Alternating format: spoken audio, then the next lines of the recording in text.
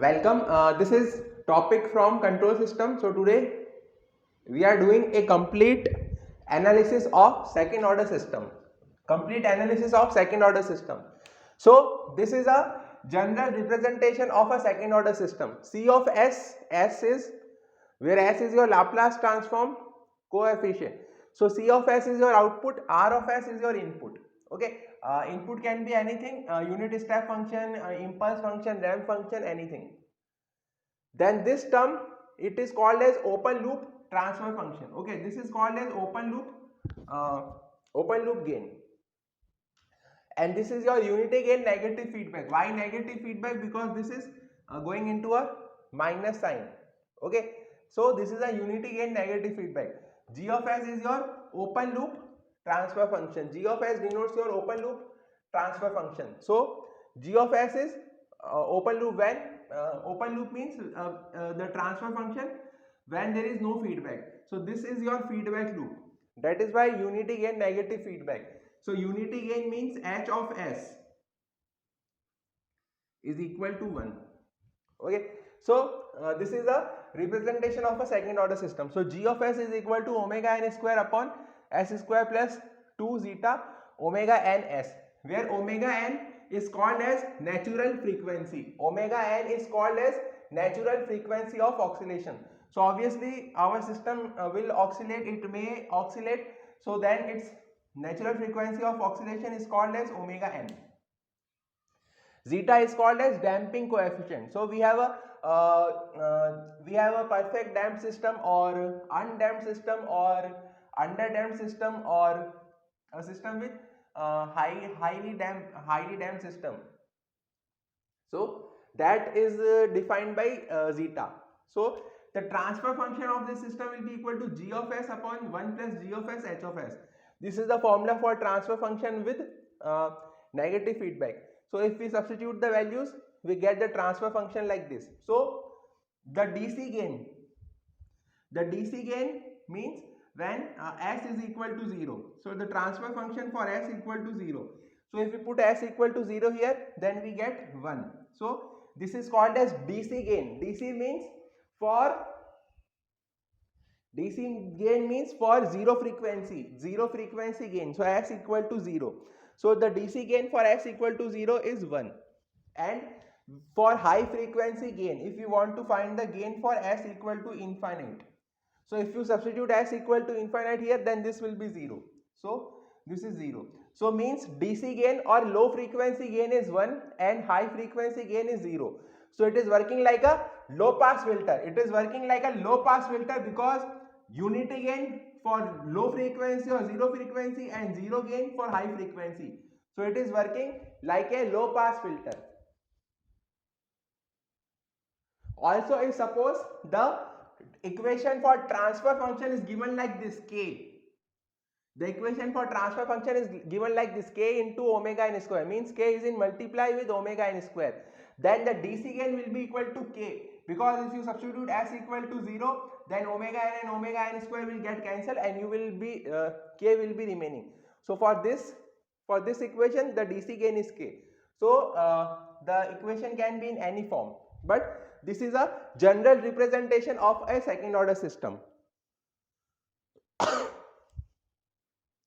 And obviously this is called as the characteristic equation. This denominator term is called as the characteristic equation, S square plus 2 zeta omega n S plus omega n square. So this is called as your characteristic equation. And also if there is a transportation delay, in your system, then it will be represented like this, e to the power minus td dot s. So this represents a transportation delay of td. So the exponential term will be multiplied. Now we will discuss the impulse response of the system.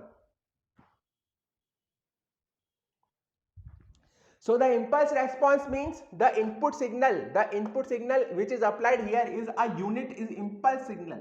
So it means R of t equal to delta t, means a impulse signal is applied at the input. So if we have to calculate the impulse response, then we will apply a impulse signal at the input. If we have to calculate the unit step response or the response for unit step, then we will apply a unit step signal at the input.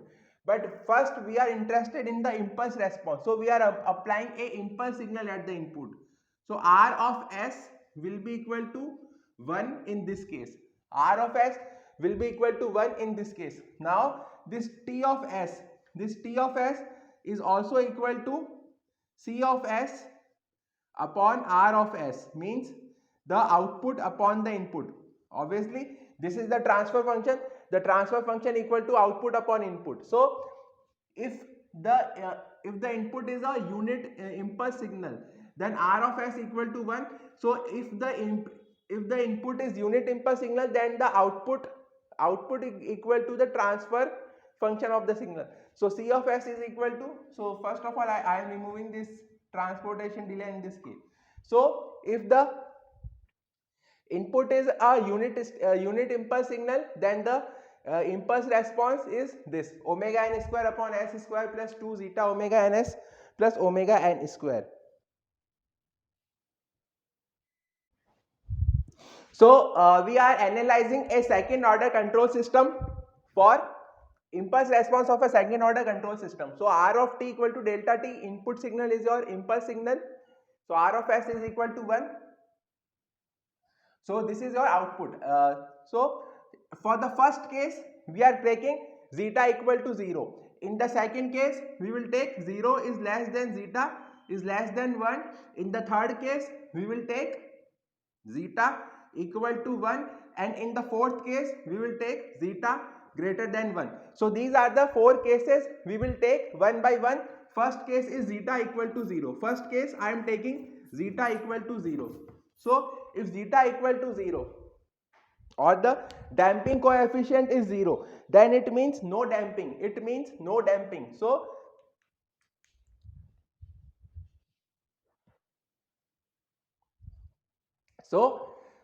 for case first, no damping, we take zeta equal to 0.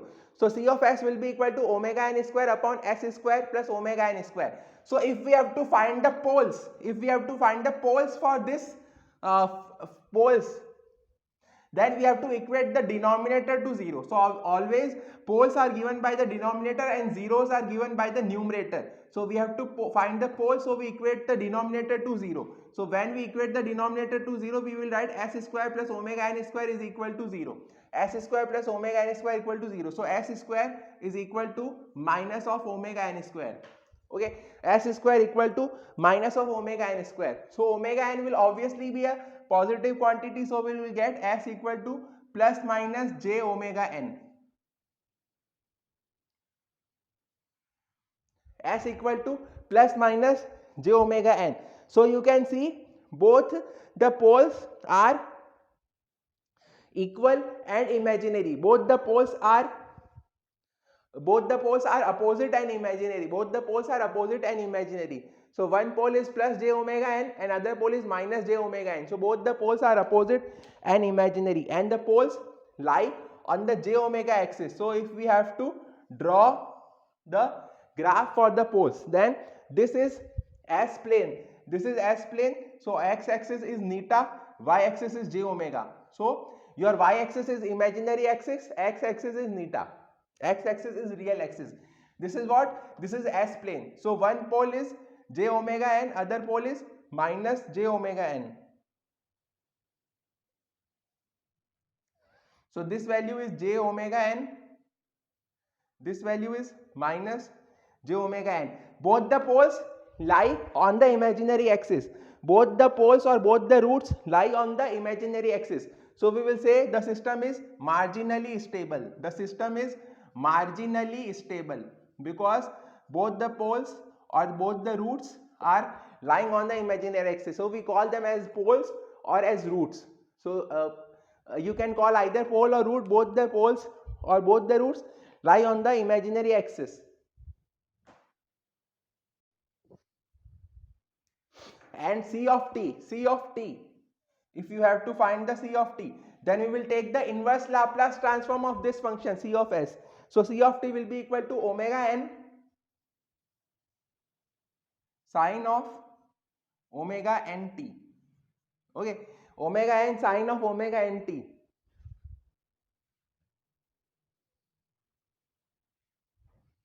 Because sine of omega nt Laplace transform is omega n upon s square plus omega n square.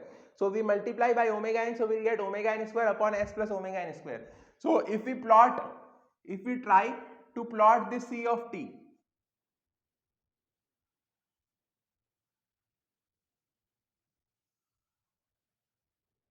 so I will try to plot the c of t. So this is the plot of c of t. It will be a perfect sine wave. It will be a perfect sine wave. So its highest value is omega n. It is and lowest value is minus omega n. And there is undamped oscillation. These are undamped oscillation. This is called as undamped oscillation. Already we saw zeta equal to 0. We took zeta equal to 0. So there is no damping. So you can see these oscillations are continuing and they will continue till infinity. They will go till infinity without damping because the damping ratio is 0. So these oscillations will continue till infinity and there will be no damping in these oscillations. So this is the case first. In the case second, we will take 0 is less than zeta is less than 1. In the second case, we are taking 0 is less than zeta is less than 1. This is the second case.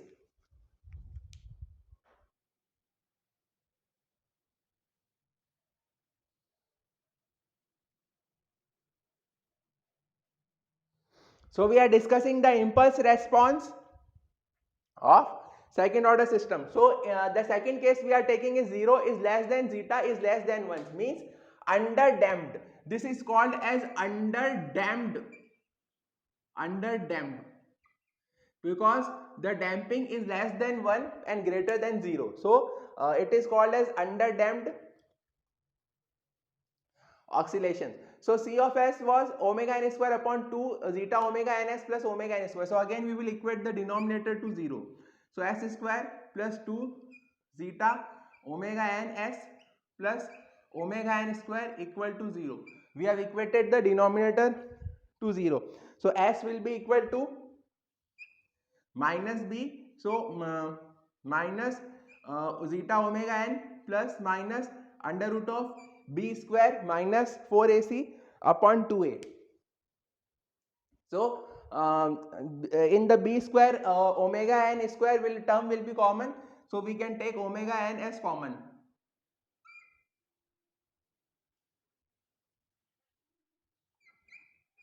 So I have taken omega n as common. So we will get zeta square minus 1 upon. So obviously this will be the only thing. Okay, so this is the only thing. So zeta is less than 1. Zeta is less than 1. So this term will be imaginary. This term will be imaginary. Okay, this term will be imaginary. So we can write it with j. We can write it with j. J is the imaginary quantity. So s is equal to minus zeta omega n plus minus j omega n under root of 1 minus zeta square. Okay, so by taking the negative sign common, we have written it with imaginary quantity. So these are the two roots. So if you plot them,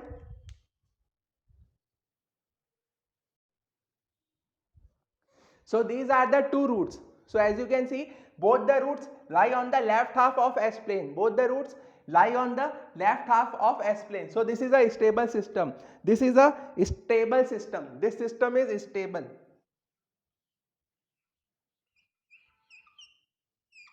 This is a stable system.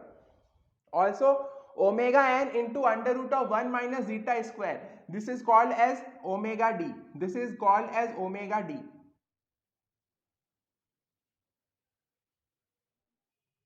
Okay, so this is called as omega d, damped frequency, omega d or the damped frequency, and zeta omega n is called as alpha. Zeta omega n is called as alpha. So we have this term as equal to minus alpha plus minus j omega d. Okay, so C of S can be written as omega n square upon S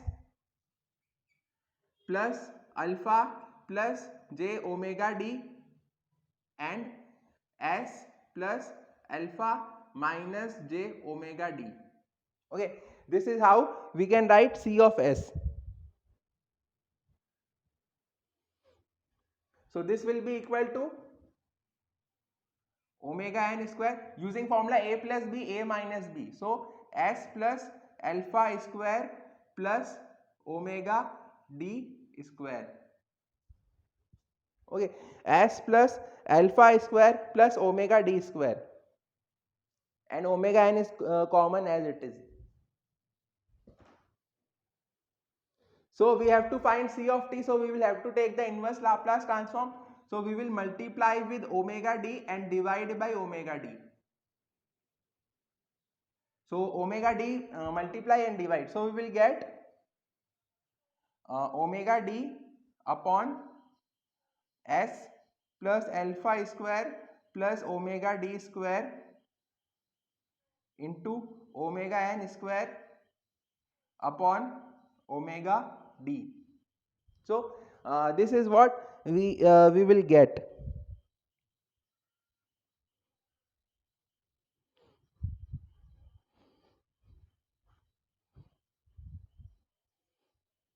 So this will be equal to e to the power minus alpha t sine of omega d t, e to the power minus alpha t sine of omega dt into omega n. Omega d can be written as omega n under root of 1 minus zeta square. So 1 omega n will cancel upon 1 minus zeta square. So this is the value of C of t.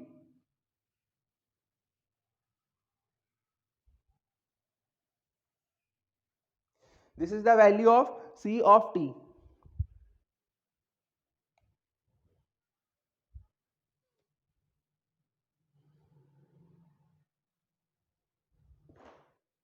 So t the time constant is 1 upon alpha. The time constant is 1 upon alpha. So the time constant is equal to 1 upon zeta omega n tau, where time constant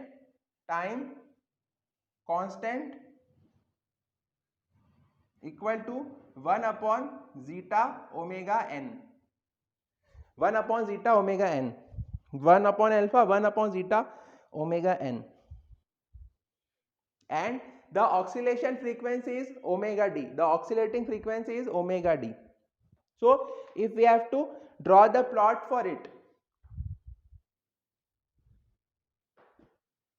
so now we will try to plot C of t, that is the output in time domain. So for t equal to 0, sine term will be 0. So C of t equal to 0. So this will be like this.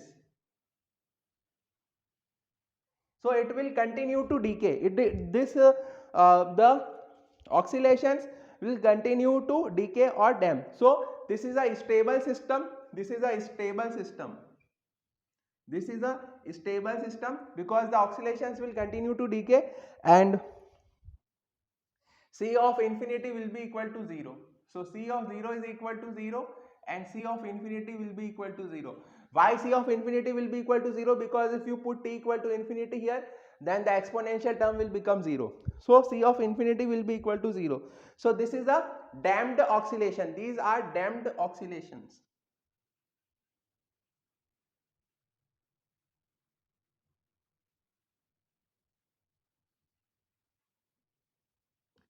So in the next part of this video, we will discuss the third and the fourth case. The third case will be critical damping and the fourth case will be over damping, where in critical damping zeta equal to 1, and in the fourth case we will take zeta greater than 1, so that will be over damping. So thank you. Please like and share the video and subscribe the channel, and best of luck.